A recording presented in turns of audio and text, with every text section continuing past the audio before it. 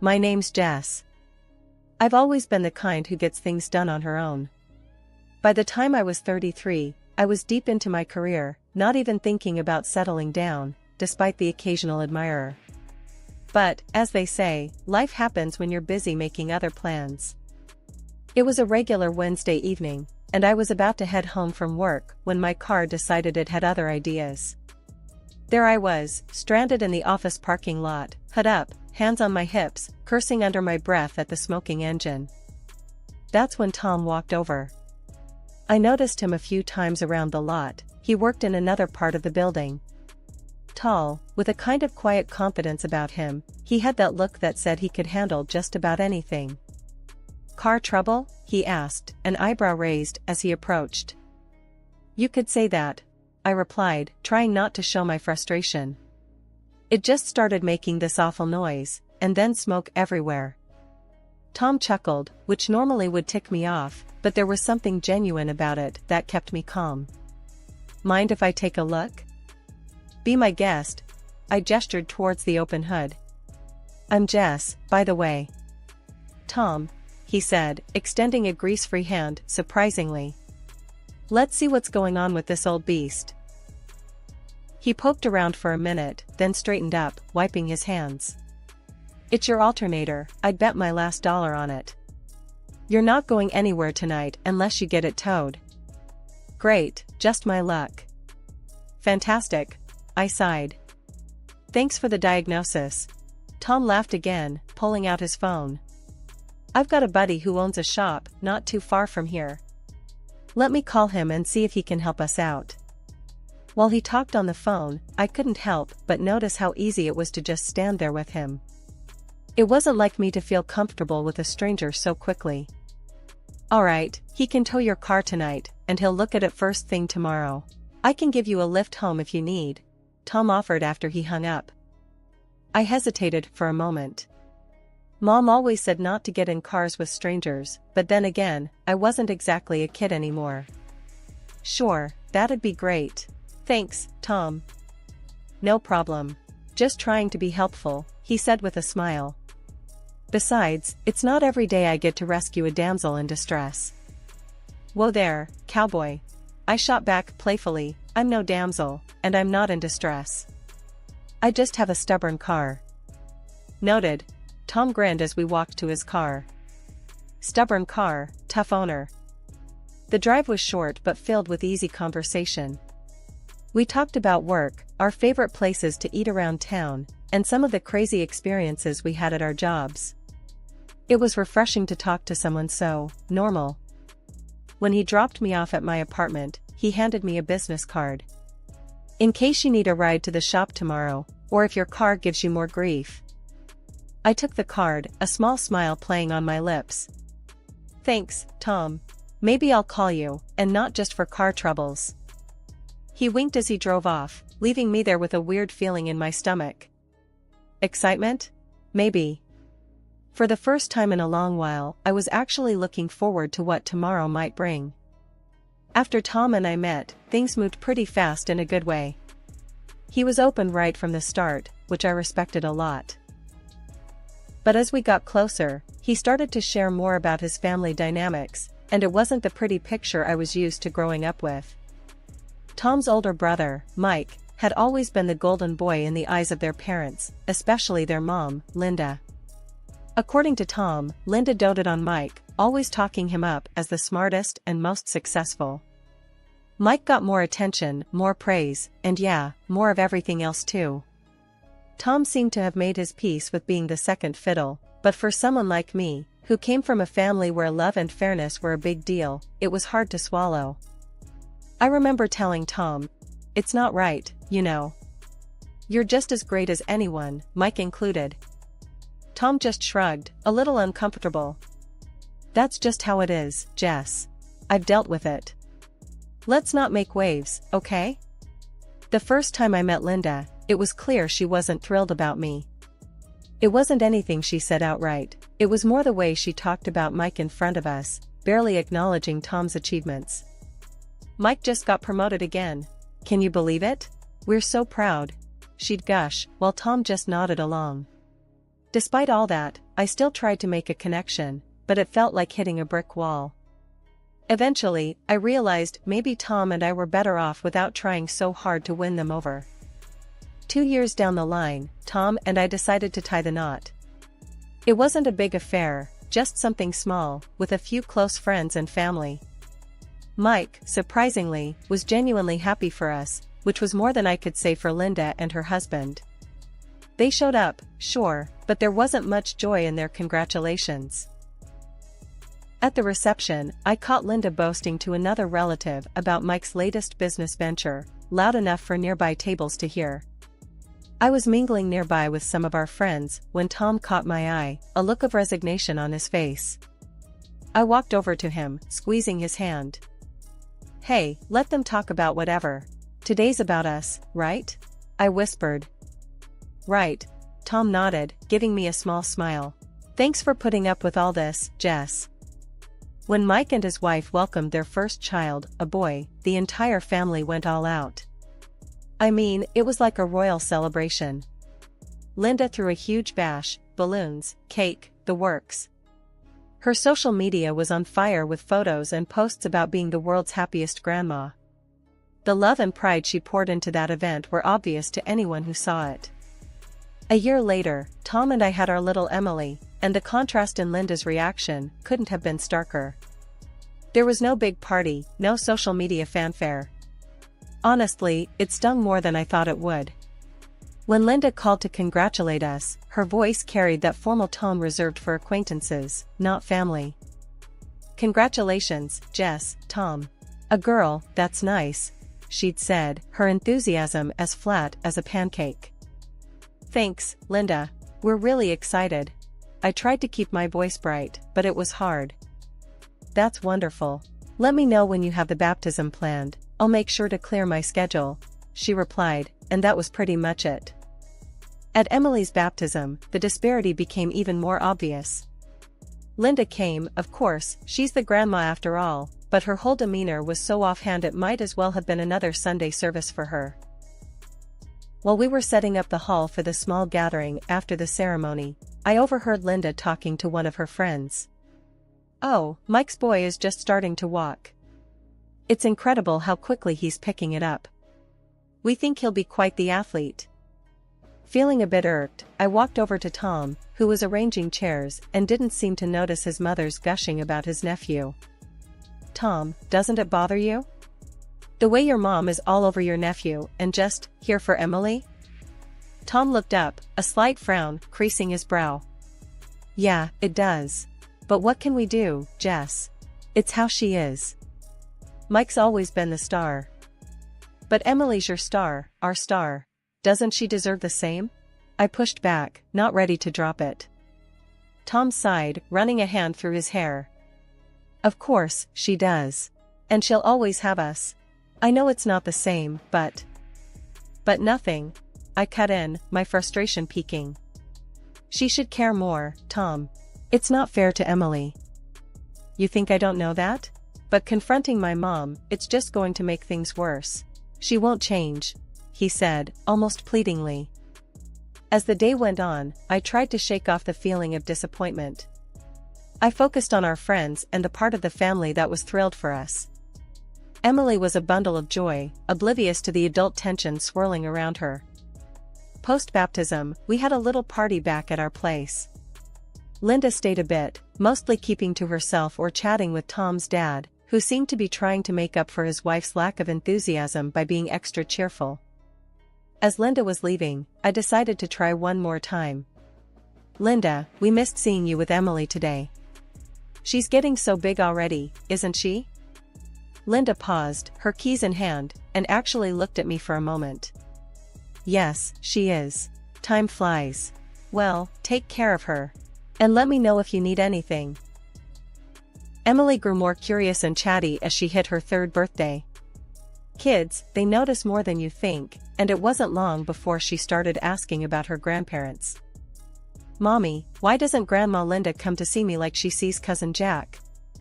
Emily's little voice was full of innocent confusion one evening while we were looking at family photos online. I paused, not sure how to explain family politics to a 3-year-old. Well, sweetie, Grandma Linda is very busy, and she lives a bit far away. But we see her on special days, right? It was a weak excuse, and even Emily seemed to sense it. But she sees Jack all the time. He has lots of pictures with her, Emily pointed out, her brow furrowing slightly. Tom, overhearing us from the dining room where he was fixing one of Emily's broken toys, came over and knelt beside her. Hey, Pumpkin, Grandma loves you a lot too. We all show our love in different ways, okay? Emily looked at him, then at me, and nodded, though it was clear she didn't fully buy it. Okay, Daddy. The conversation didn't sit well with me. That night, after Emily went to bed, I brought it up with Tom. We were in the kitchen, me sipping my tea while he cleaned up. Tom, this isn't right. Emily's noticing the difference. How long before it starts affecting her? I said, my voice low but firm. Tom put down the dish he was drying and leaned against the counter. I know, Jess. It sucks. But what do you suggest we do? Confront my mom? At least let her know how we feel. It's not just about visits. It's the way she's being treated compared to Jack. It could hurt her, growing up feeling less loved. I argued, feeling my frustration rise. Tom sighed heavily. I'll talk to her. I'm not expecting miracles, but maybe if she realizes it's affecting Emily. Thank you, I said, feeling a mix of relief and dread. A few days later, Tom and I decided to visit Linda without Emily. We arrived at her house, and after some initial small talk, Tom steered the conversation to what was on our minds.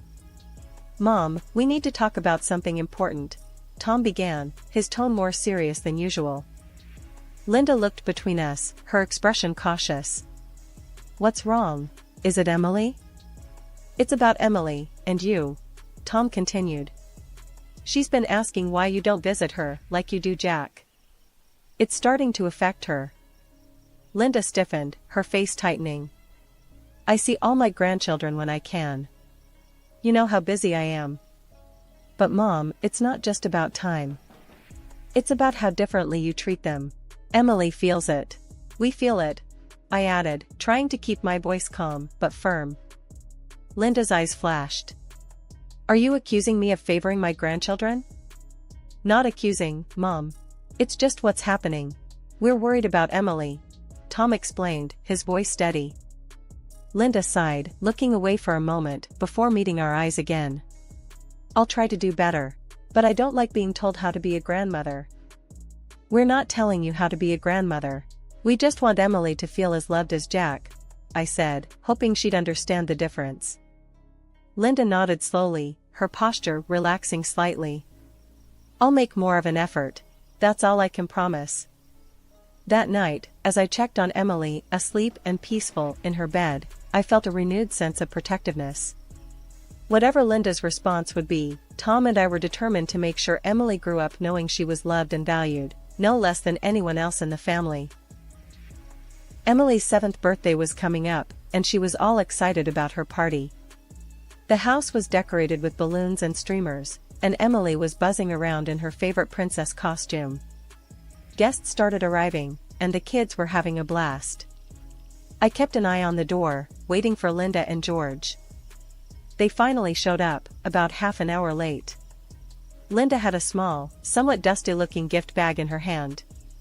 Emily ran up to them, excited. Grandma, Grandpa, she squealed, hugging George tightly. Happy birthday, sweetheart, George said, hugging her back. Linda handed Emily the gift bag with a tight smile. Here you are, dear. Happy birthday, she said, her voice lacking warmth. Emily opened the gift right away. It was a small stuffed animal, clearly not new. Oh, thank you, Grandma. Emily tried to hide her disappointment. I caught Tom's eye, and he frowned slightly. We both saw the letdown on Emily's face. I was about to say something when Carly, my friend, who'd overheard some guests talking, pulled me aside. Jess, did you hear about Linda's gift to Jack last week? A whole space-themed party with a professional telescope and all. And Emily gets that? Carly nodded towards the stuffed animal. I clenched my fists, feeling my face heat up. I can't believe this. Every time, Carly. It's like she does it on purpose. The party continued with lots of guests and relatives mingling and enjoying the day. Suddenly, I noticed Emily wasn't around. I found her crying in one of the rooms. "Sweetie, what happened?" I asked, kneeling beside her. "Mommy, Cousin Jack said I'm a second-class person and I need to wash up before I can play with him," she sobbed, wiping her tears with the back of her hand. I felt a surge of anger. "He said what?" I stood up, stormed into the living room, and pulled Tom aside. "Tom, Jack is bullying Emily. He just told her she's second class." Tom's face turned red with anger. "What? I'll sort this out." He immediately went to find his brother, Mike. Mike was taken aback. "I don't understand, Tom. Jack's just a kid. Where'd he get that idea?" Nearby, Jack, unaware of the grown-up tensions, casually mentioned, "Grandma said not to play with Emily. She told me." Silence fell over the room. Everyone turned to look at Linda, who was visibly embarrassed. "This is unacceptable, Linda. You need to apologize," one of the guests said out loud. Others murmured in agreement. Linda, cornered and flustered, muttered a reluctant apology and, looking at Emily, added, "I'm sorry, dear. How about we spend some time next week, just you and me?" Despite my doubts, I agreed. Maybe this was a chance for Linda to right her wrongs. I nodded, hoping for the best. "Okay, Linda. Let's try that." After the birthday party fiasco, things were tense at home. Tom and I knew we couldn't let it slide. It was more than just about a gift, it was about how Linda's attitude was affecting our daughter. We needed to have a real, no-holds-barred conversation with her. The following week, we decided to meet with Linda at her house. On the drive over, Tom seemed nervous, gripping the steering wheel tighter than usual. "You okay?" I asked, touching his arm gently. "Yeah, just not looking forward to this talk. But it's got to be done, for Emily," he replied, his voice steady but strained. We arrived and found Linda in her garden, pruning some bushes. She looked up, wiping sweat from her brow with a dirty glove. "Tom, Jess, what brings you here? Something wrong?" Linda's voice was cautious, a hint of defensiveness already lacing her tone. "We need to talk, Mom. About what happened at Emily's party," Tom said, getting straight to the point. Linda sighed, setting down her gardening shears. "I thought this might be coming. Let's go inside." Once in the living room, I decided to kick things off. "Linda, what Jack said at the party, and your behavior, it's hurting Emily. She feels less loved, and that's not okay." Linda crossed her arms, her back straightening. "I already apologized for that. Jack's words were unfortunate, but kids say things without meaning them. It's more than just Jack, Linda. It's about how you treat her differently from her cousin. It sends a message, not just to the kids but to everyone," I pressed, trying to keep my voice calm but firm. Linda looked away, then back at us. "I do the best I can. I've always favored boys, it's just how I was raised. But I love all my grandchildren." "But your actions don't show that, Linda." "Actions speak louder than words," Tom interjected, his tone more forceful than I'd heard in a long time. There was a pause, heavy with tension, before Linda finally spoke, her voice softer, almost vulnerable. "Maybe I've been wrong. It's hard for me to admit, but perhaps I haven't been fair to Emily." Tom and I exchanged a quick glance, surprised by her admission. "I don't know how to fix this overnight, but I'm willing to try. For Emily," Linda continued, her eyes meeting mine, then Tom's. "We appreciate that, Linda. Maybe start by spending some quality time with Emily. Just the two of you," I suggested, hoping to bridge the gap. Linda nodded. "I'd like that. I'll call and set something up. A day at the zoo, perhaps? She likes animals, doesn't she?" "She does," I smiled, feeling a glimmer of hope. It was supposed to be a fresh start. Linda had promised to spend the whole day with Emily, just the two of them, which I thought was a great step towards mending their relationship. So, you can imagine my surprise when I saw her grandson, Jack, climbing into the car with them. "Linda, I thought today was about you and Emily spending time together," I said, a bit confused as we stood by her car. "I know, Jess, but I thought it would be good for them to have some time together too, to reconcile and fix things from the birthday party," Linda replied, sounding like she had the best intentions. Although hesitant, I didn't want to argue in front of the kids. "Alright, just make sure Emily has a good time too," I said, and gave Emily a little hug and a kiss. "You've got your phone, sweetie.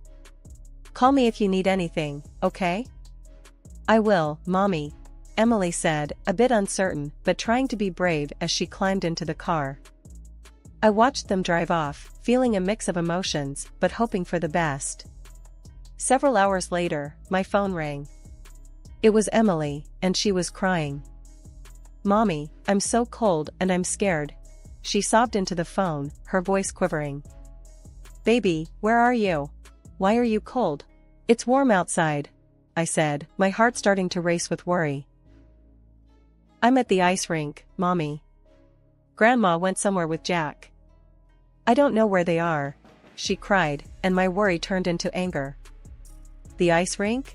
Emily, why are you at an ice rink? Did Grandma not tell you where she was going?" "She said we were going for a walk, and then we came here. I didn't bring my jacket, Mommy. It's so cold," she continued, her voice shaking. "Okay, sweetheart, find someone who works there, maybe at the desk or a coach, and give them the phone," I instructed, trying to keep my voice calm for her sake. A few minutes later, a man came on the line. "Hello, I'm the skating instructor here. Your daughter was left unsupervised.